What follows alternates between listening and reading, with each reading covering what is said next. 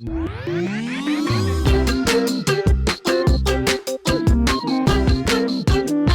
back to Ami's house. Hit It. Wow, we are here. Emergency podcast. It's a big day. It's election day in New York City for the Democratic primary, and we are so glad to have with us someone who's been in the field, reporting from the field all day long. Olivia Reingold. Did I pronounce that correctly? Yep. Perfect. You got it. All right. A Jewish last name. Am I correct? Yes. There we go. We keep it Jewish here at Ami's house. Olivia, thank you for joining us here. We appreciate you being with us. Yeah. Thank you so much for having me. Okay. So let's just start off. What's the temperature like, literally and figuratively, out there? Politically, I know it's just a total hellscape in terms of the actual temperature, but take us into the campaign. What's the temperature like going on in New York City right now? It's extremely hot, which is kind of, normally that would be neither here nor there, but it actually does play a role. Like if you're Cuomo right now, you are fuming with the gods over the heat, because a lot of his voters do skew older. Like that's a really important part of his base. And, the Zohran Mamdani, who is giving him a run for his money, he's a 33-year-old socialist, former Students for Justice in Palestine activist. His voters, he's doing really well with people under 50. And so the heat doesn't exactly impact his base. But yeah, it's extremely hot out there. And I will say, out of all of the voters I've spoken to today, I've met one Cuomo voter. Uh-oh. Where have you been? Mostly downtown. So kind of around City Hall. It was a rather we were literally looking for Zohran, and so we were trying to get inside the mind of Zohran. We miscalculated. He's always outfoxing us one step ahead, but we thought he might be around City Hall. So we went there. It's obviously not very residential, but the people we ended up meeting, we met someone who works for the city and is a lifelong resident of Astoria, which is actually where his district is, in the New York State Assembly. And, she is a Zohran voter, identifies as a socialist. We met a mother and daughter who were immigrants from Guinea, and or the daughter, I think, was American born, but it was her first time voting. She was 18. She had introduced Zohran to her mom. Anyway, we met like a whole host of people who were all really excited about this man, Zohran Mamdani, who I've been reporting on for the Free Press, since he was polling at 1%. Mm-hmm. Well, you know what you should have done? If you wanted to find him, you should have organized an anti-Israel protest. Lure him in, get a little nerd. No, I think we should have done a JVP. Yeah, really, actually. I think that's more the vibe. Totally, and exactly. Within our lifetime with Jewish Voice for Peace, and then he would have showed up. Got him! Well, take us back. Why'd you decide to start covering him at 1%? That is a really good question. I don't know. I think maybe it's anyone who is a digital native. I think when you come across his content, you just are like, there's something here. And I felt it in the ether. It might have been friends or conversations with friends. I just felt like he was that the numbers didn't really reflect the energy that was there. There was kind of a grassroots energy that didn't seem to be reading yet in the polls. That was quite impressive to me. Well, it's the same. When I look at it, it's very obvious that it's the same AOC story part 2, where just charisma and performance ability and being able to connect and having good rhetoric, that is everything. In other words, people go, I don't really understand socialism and the harm that it can cause, or these ideas about Israel that I think are horrible and way off. But like when he talks and smiles and makes a video, it's cool. And I actually, if you look at the last elections at the presidential level all the way down, like that wins. Obama won not because of policy. He won because McCain could barely lift his arms up and connect with people. And it was just, it's all charisma. And I think that charisma can be so dangerous if it's paired with these very dangerous ideas. You know? Right. I mean, I can't tell you how many calls I've had with Democratic strategists who are just going on and on and on about how his $100 billion housing plan makes no sense and he's not serious. He's not a serious candidate. And it really feels like 2016 vibes where people were saying Trump can never win. He's not serious, where it's like, listen, like, you know, the establishment can, I think in this case, the establishment can thwart Zohran's rise by spending, I mean, an ungodly amount of money. Andrew Cuomo has a very large super PAC that is backing him. And so there's a way in which he just floods the airwaves and manages to still get ahead. But the base is really with Zohran. The people really, really want Zohran. The last thing you want to see also is Cuomo can't really be out there harassing women to vote for him. You know, he's got a bad history of that, so he can't be out there yelling at people to come vote for him. But or they elderly really are, people. What's that? Or elderly people. He's got a bad rap with them too. But they really are like, there's always been this Democratic establishment posture of who's allowed to be here and who's not allowed to be here. They apply it to media. They apply it to politics, where the approved people we say are allowed, we grant permission to participate in this space, they increasingly become so out of touch with it. And they have that attitude towards podcasting. They have that attitude towards elections. Right. It seems very apparent right now. Yeah, I'm curious about what you said about Democratic insiders saying he has bad ideas. Yeah, so for sure. They don't like his ideas. No, like the establishment people who, these are consultants who support Cuomo. Maybe some of them are unaffiliated with Cuomo. I've spoken to a lot of really important Cuomo donors. I've spoken with billionaires who are pouring money into this super PAC that is backing Cuomo, and they kind of just say the same things over and over again, that his ideas make no sense.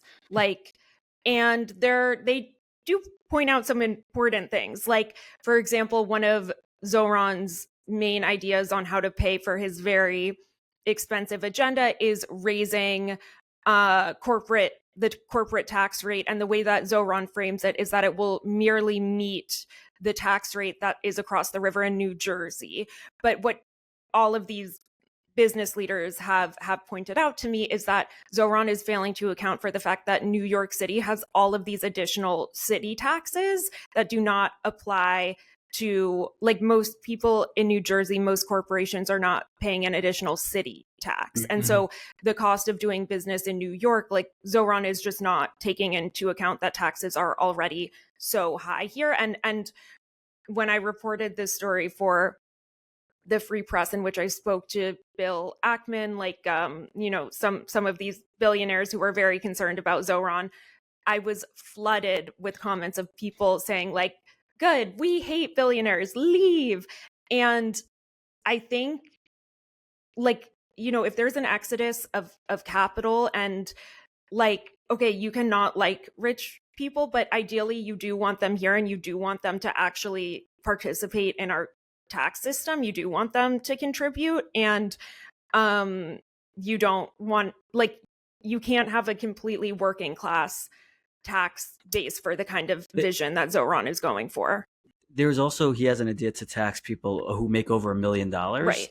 And right. I mean, I don't live in the city anymore, partly for this reason. From what I understand, if you make $1 million in the city, it doesn't make you rich. Am I wrong about that? I mean, well, speaking as a millionaire, no, I'm just joking. I can see, like, I'm not in that position, but I can totally see how that happens. Like, for example, in New York State, the governor, Kathy Hochul, she actually just got these inflation debt relief checks passed where you are eligible for some sort of payment if you make less than $150,000, like, as an individual, and that's throughout the entire state. So you are considered, like, in need of state aid if you make less than $150,000. You're considered, like, in need of help. Yeah. So I mean, yeah, I can see how $1 million, like, it's probably what you need to live, like, the what it like own property and with kids. But and these- have kids, exactly. Yeah. And you These know, are- yeah. Yeah, I'm just these are just also emotionally resonant buzzwords. Like a millionaire he's not crunching the numbers. You know, he's just using terms that most of his base that he's relying on is not, and therefore he can other them. And the great irony is the socialist depends on the capitalist to implement his plans because you need income and money and revenue. And he's not factoring in that these people aren't just pawns on a chessboard. He can just move around, right? But he's like relying on them. And you wrote this article that pointed out a brain drain that will inevitably occur. Can you just speak a little bit more about that? What you've heard from business leaders and people in terms of the practical implications of his socialist agenda and what will consequentially happen that they're telling you? You know, yeah, so I wrote this story in which I spoke to all of these business leaders who say that they're basically like, look, this place is like already kind of a dump. Like they're like, I am already spending a lot of time in Florida. Like one word kept coming up over and over and over again, which is Florida. Basically, everyone I spoke to already has a property in Miami, and they say it's clean and it's convenient and it's just freaking nice and pleasant. And so I think there's the assumption that New York can't, it's New York, like nothing can happen to it, but we've already seen an exodus to places like Austin and Miami. And you know, Bill Ackman told me that he personally is committed to staying in New York. He's a billionaire hedge fund manager who supported Trump in the last presidential election. But he said he's already facing pressure from his employees who want to move to Florida. I think he's going to continue to tell them, no, we're a New York business, but it's easy to see how other business leaders like might just say, okay, let's do it, because what is keeping us here? And another thing they pointed out is just the attitude of like, I mean, yeah, I know a lot of his supporters are saying, boo-hoo, poor billionaires, but they want to contribute in some ways. You know, they see themselves as part of the city, and it's also kind of the rhetoric that is getting them down. That, you know, critique I am more open to, but it matters to these billionaires. They don't want to be talked about as if they're the enemy. Well, it's also, it's very much like there's a very big difference between being an advocate for poor people versus being anti-rich people. Right. And right. New York, which is like the engine of prosperity and dreams, Right. like I kind of thought post-Trump, like the culture had moved and we were sort of past this demonization of competence and wealth and success. And it seemed to be this great comeback. And now we're seeing this energy in New York City. I don't know. How do you explain that? That's very, that's kind of disheartening to see so quickly. It's like nostalgic from 6 months ago. Yeah, it's interesting going back to like feelings and kind of just how vibe checks matter.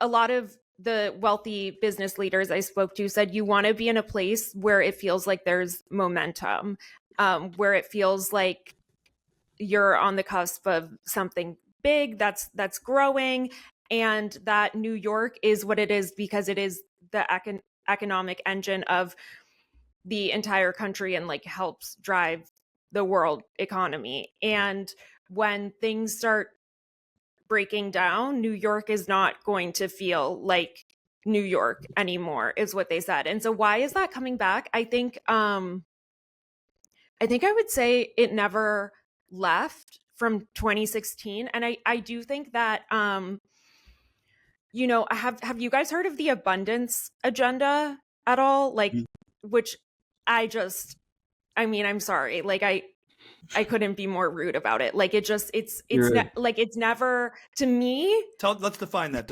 I've the heard abundance of it, agenda. I guess I would say it's a really like it's a policy wonks answer to right wing and left wing populism. It's like they don't like that I use this word. I actually got a request for a correction for describing the abundance movement this way, but I think it's fair to describe it as a centrist movement that really focuses on like what it takes to make government run, like infrastructure, like they want it to be infrastructure week every week.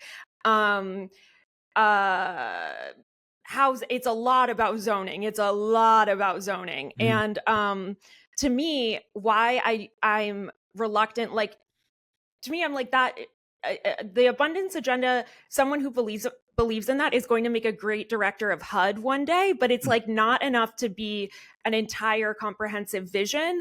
And that is where, and the reason why that is because it doesn't answer the working class anger that like Trump's vision does. And so the left wing answer to MAGA has to have some of that anger in it. The ironic thing, though, is that I wouldn't say that Mamdani, so Zohran is actually really gives off an air of like optimism, and I would say is he came off a little combative in the second mayoral debate, but I think his voters, it's funny, you know, he does best with white college educated Brooklynites, but they certainly see themselves as champions of the working class, if not members of the working class. And there's more anger among his actual voters, but I don't know, it will be interesting to see how this thread develops, if it does become more just outwardly antagonistic towards capital. Right. He doesn't have like the grumpy sort of like Bernie Sanders like vibe. Like he's not talking about the 1%. Like he's not getting up on a mic and like railing against the elites. But he's not, I mean, he has his sleeves rolled up. He's got the smile. He's not like, this is, I'm so upset. But he's got his sleeves rolled up, and he's positive in his posture. It's very positive. But he does certainly pivot the class warfare, and he's not telling everybody to aspire to be successful. He's saying, these people took it from you and are exploiting you. We're going to end that exploitive class with this like a revolutionary spirit, which is like so repetitive from history. And yet, and he's pivoting the problems of the city on those people, and we're going to get ours from them. To be honest, there's not a lot of focus on like where it comes from. It's just like, you're going to get this. There's not a lot of emphasis on it's coming from taxing the wealthy, or it's coming from raising the city's debt ceiling. Well, he calls it free. He says it's free. It's free. For fallacy. For someone who's gotten so far, does he have a sophisticated argument that smart people are like, no, here's what you don't get about Mamdani, you know? Or maybe not. I'm trying to think like, yeah, I think if you're, I don't know if you're okay with the city taking on like lots of debt and saying we're going to build $100 billion worth of housing. I don't know. I think if you are idealistic, I think it really comes down to the essential divide between conservatism and liberalism, which is like, are you a cynic or are you a little idealistic? Because his vision, I mean, his policy documents aren't not, sorry, I'm so bad with double negatives, aren't unimpressive, I think is how you would say that. Like, well, are impressive. They really, people really thought about these things. They do have policies. It is more than buzzwords. It's just is very, very, the numbers are ginormous. It's going to require a lot of debt. It's going to require higher taxes. And I think it's just whether or not you're game for that vision. It's kind of like a rom-com, you know, the socialist platform. It always sounds appealing. You can always put it together. The rom-com always works. It's the same old script, and it always has the same consequences. But when it's presented after enough distance from disastrous socialist policies or accountable or consequences of those things, you could just say like, hey, what if we just made everything free? Milton Friedman used to say, you can't do good with other people's money. It also requires a ton of theft and the taking of resources that have alternative uses in inefficient ways, like creating all this free stuff when nothing is free. So it's like this rom-com script where you just present it. It looks good. Oh, all this prosperity, I can just will it into existence with no consequence, great. It's like paradise. It's, and that's not for this world, but it always kind of is resonant emotionally. The thing that is interesting to me is like, I think I would understand why someone would be enamored with that script if they came from nothing and like really needed a break in life. But the people I have found who are most passionate about him, and a lot of members of his staff are like Yale educated. Of course. That makes more sense, actually. Yeah. Because like they're privileged upper middle class, and they've been given like, almost, they haven't had to, I'm sure they've been pretty privileged, right? There's a lot of guilt about what they have, and I think they assume that this is compassionate. Mm-hmm. Do you think he's identified a new coalition of New Yorkers that maybe no one else has yet found? I don't know. That is a great question, because that's true. Because in some ways it is like, I think if this were 2016, it's really a similar coalition to Bernie's, in my opinion. Occupy Wall Street. It didn't go anywhere. Yeah, it's an Occupy Wall Street, but there's definitely a lot more, like, new polling just came out showing that Asian voters are leaning towards Mamdani, which is an important coalition for Cuomo. And so anyway, I would say I can't decide if it's a new coalition or not. I mean, it's definitely a coalition that was on the wane in the recent presidential election. Like, I think these are a lot of voters who were not, I think some Mamdani supporters, they probably sat the presidential elections out because they couldn't vote for Genocide Joe and then Killer Kamala, or whatever she was called, according to them. So I'm not quite sure. I feel like he's definitely building a new movement. I would say he's definitely building a new movement that is like, it's similar to Bernie's, and it has a little bit of the abundance energy, where it's kind of got like a wonkiness to it, like Elizabeth Warren. Like, I've got a plan for that. Like, he is seen, animatics. I've got animatics and videos and ideas of how to do it. It's Robert, what's his name? Reich. Like, I make fun YouTube videos that explain my housing. Like, I make content. It's very explainer, Good vibes, content. like kind of Vox, like 2012 explainer, but a little more fun than that. I do want to give him credit, because the gimmicks are great. Like, there it is, like right?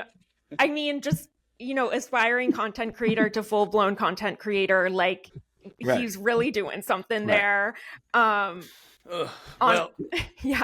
Well, speaking of the cesspool of content creation. Well, so in our last, I want to just move on to the next, like, big concern about it, because it's not just your typical socialist. Right. We have the other element to it, which is his, like, position on Israel, Palestine, the Jews, the Jewish community. Yes. So I want to get into this whole deal. I'm just going to say, the way it rubs off to me is very apparent that he's the wolf in sheep's clothing when it comes to some of the most anti-Western, anti-Israel, and even anti-Semitic ideas that are animating him. But I also think it's flawed to just throw out the accusation without being able to back it up, because he can easily behind a lot of rhetorical tricks. Like when he's asked about Israel and he says, I believe Israel has a right to exist as a state with equal rights. Yeah. But if you peel that back, what he really is supporting is a right of return for refugees displaced from 48 that can displace and dismantle the state as a Jewish state. Well, he doesn't get also really an accusation. It's implying that it's not a state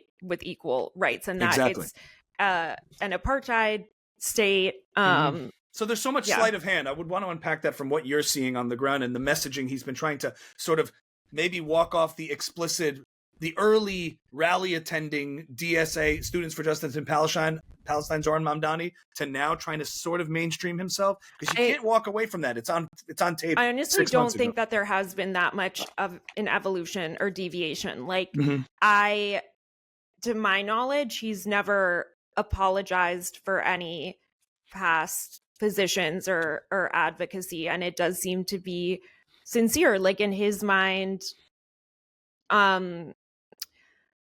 I found a few instances of him referring to Israel's war against Hamas as a genocide in the wake of October 7th. And so I think it's a coherent worldview, and I think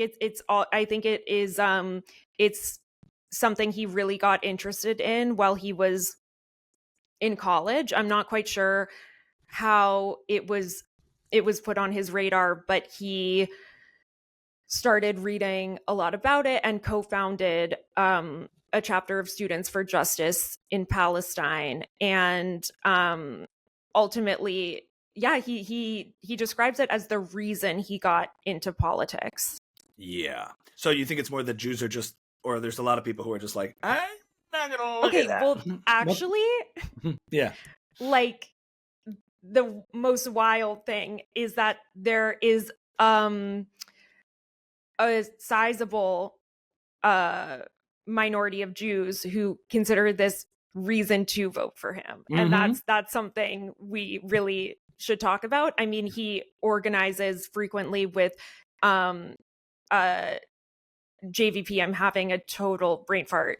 Which one? What does that stand for? Jewish Voice for Peace. Thank you so much. Yes. Okay, so he organizes frequently with Jewish Voices for Peace, and he has an affinity group for every identity possible, you know, hot gays for Zohran, just gays for Zohran, hot girls for Zohran, and definitely Jews for Zohran is a really active coalition that he has. And so there are these Jews who, I think many of them have attended like progressive day schools through up and down the East Coast, not Jewish day schools. I mean, you know, fancy kind of prep schools, or went to these fancy colleges where they're really immersed in their allegiance is just to the social justice ideology, is my read of it, where they are.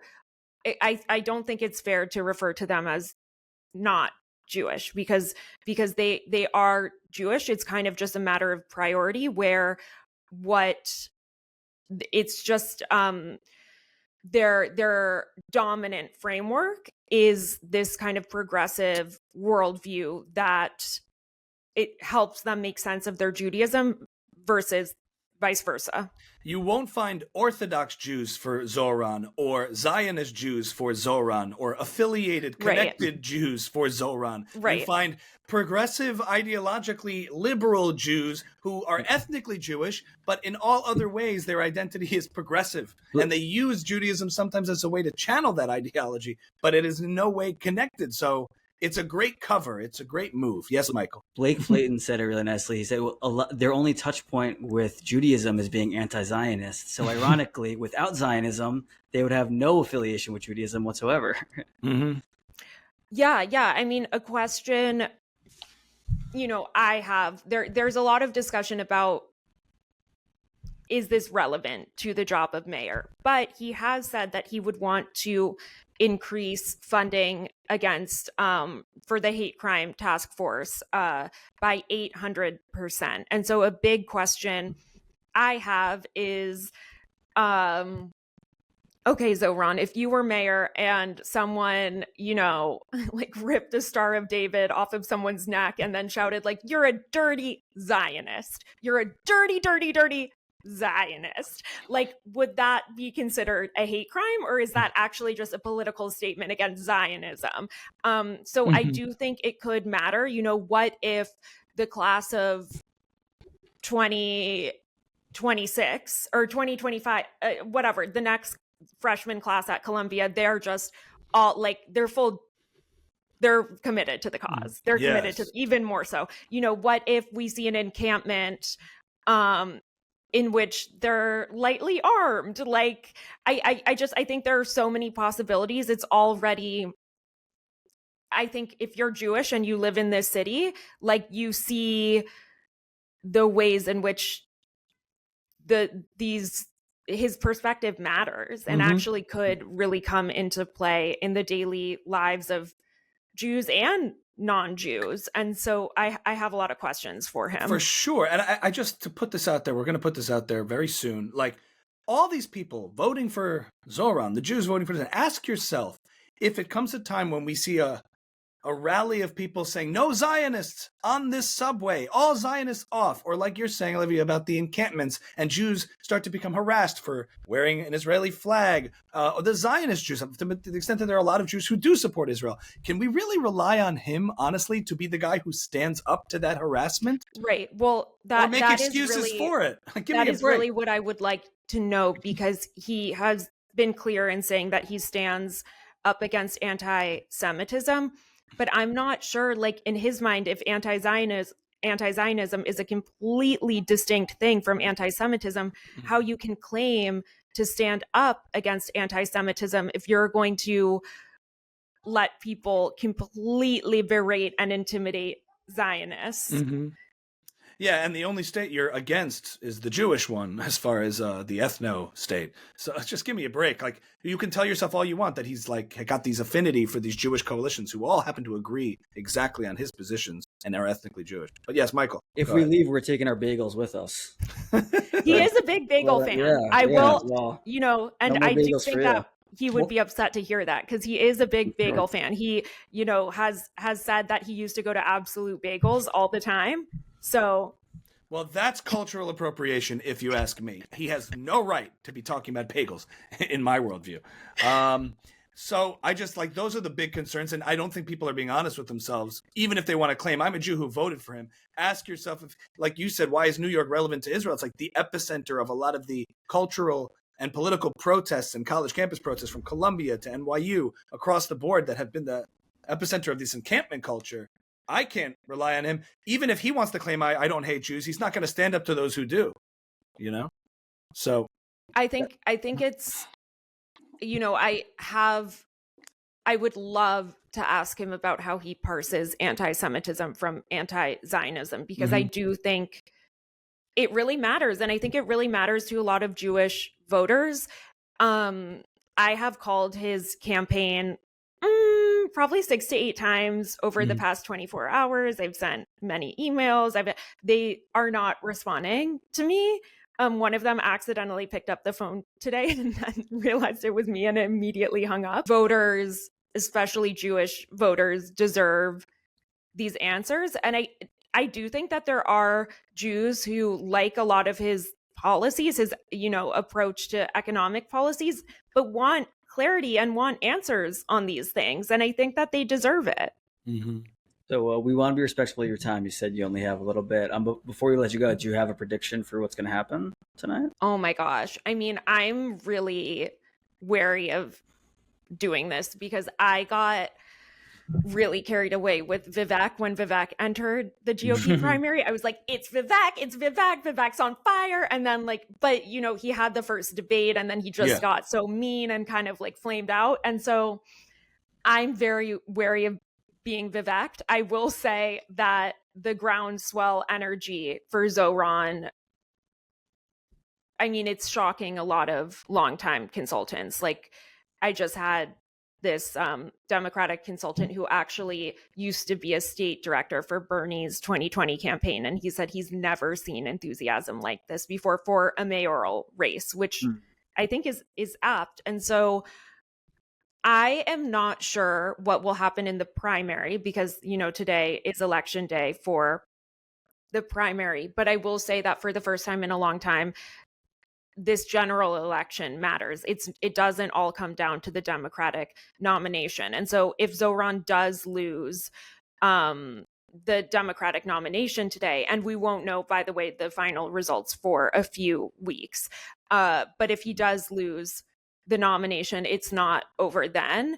And I think regardless of what even happens in November, the campaign he's run is remarkable and is shocking so many in the political class. And so, do you think we'll see what happens? Do Yeah. you think we could see a Cortez Mamdani ticket?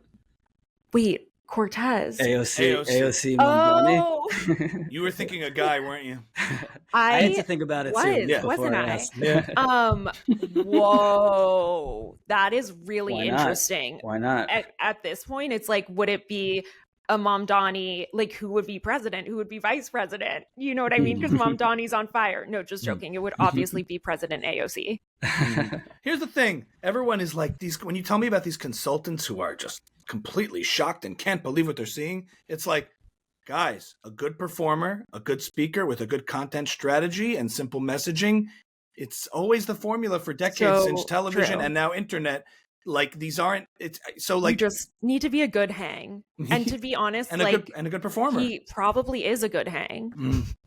I've watched so many videos of him. I've gone so deep inside of his head, and he has made me laugh before. Like, has Cuomo ever made you laugh?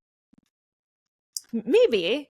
No. But like, he's made me cringe. No, close. Well, he smelled my hair and I felt nice. Close. Being a good hang can go a long way. And I think what we're seeing are the first round of like TikTok first candidates. This is someone who thinks in terms of clips. And I mean, their operation is remarkable. Like I said, I was trying to chase him down. And so I realized their upload time, like they are a well-oiled machine. Like they would be all the way uptown, and their turnaround time is about like 45 minutes for a complete edit. So you have to think from a content production standpoint of like they're uploading that to a Dropbox link or something. Someone's downloading that footage. They have a full content creation lab going on. Run by China. Yeah, I hear you. That's what I mean. More like Qatar, probably. Sorry. There's a lot of work involved. It's not that complicated. It's like right there in front of you, and all these like out of touch boomer Democrats are like, "How's he doing this?" And right. That's exactly how he's doing it. It is really sad to see Cuomo try and keep up with it. Like the collages he's been doing that are giving 2011 Instagram vibes, where you would make a collage for a photo grid. But and when they try to copy it and don't mean it, that's very obvious too. It's self-defeating to do that, you know. We'll see what happens. We'll see what matters. It's an interesting test case as to whether or not, you know, what happens online really can dictate a race. Okay. Well, thank you for joining us here, Olivia Reingold, reporting from the field and providing your insights from what's going on out there. We appreciate it. Thank you so much. And I just want to say, we're publishing we're covering this race really closely at the Free Press. So if anyone wants to read it, you can go to thefp.com. Let them know. Right, thank Put you. the link in the show notes. All right. Thank you so much, Olivia. Guys. Thanks for being here. Thank you. Okay.